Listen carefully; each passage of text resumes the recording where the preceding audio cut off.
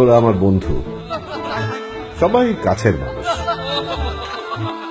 কাছের মানুষেরা হাসছে, ওরা হাসছে আমাকে নিয়ে। আমি ঘরে চা বানাই নিজের জন্য, স্ত্রীকে বানিয়ে খাওয়াই, শুনে হেসে গড়াগড়ি যায়। হাসো হাসো। আমি বাচ্চাকে নিয়ে পড়াতে বসি, ওরা শুনে হাসে না। গল্প শুনিয়ে বাচ্চাকে খাওয়াই, এ কথাতে ওরা মজা পায় না।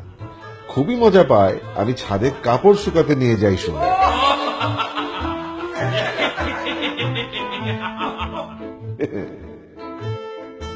পুরুষ মানুষ হয়ে ছাদ থেকে শুকনো কাপড় তুলে আনতে যাই শুনে ওদের ঠাট্টা হাসি থামে না।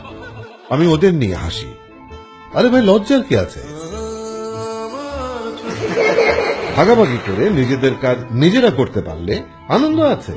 এটো বাসন কুসন ধোয়ায় স্ত্রীকে সাহায্য করি শুনে ওরা বলে আমি স্ত্রীর অনুগত স্বামী।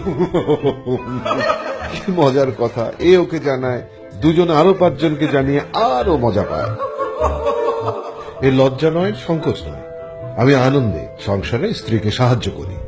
যাকে ভালোবাসি তাকে সাহায্য করার চেষ্টা করব না? জীবনে সংসারে তার মুখে হাসি দেখতে চাই। এখন ওদের মুখে হাসি আছে, শব্দ নেই।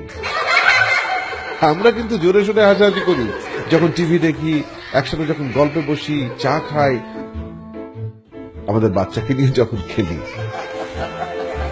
ওকে ঘরের কাজে সাহায্য করি বলে এই অবসর আনন্দ ঘন মুহূর্তগুলো মেলে। কই আসো। আমার সৌভাগ্য ও আমাকে ঘরের বউ নয়, মানুষ মনে করে।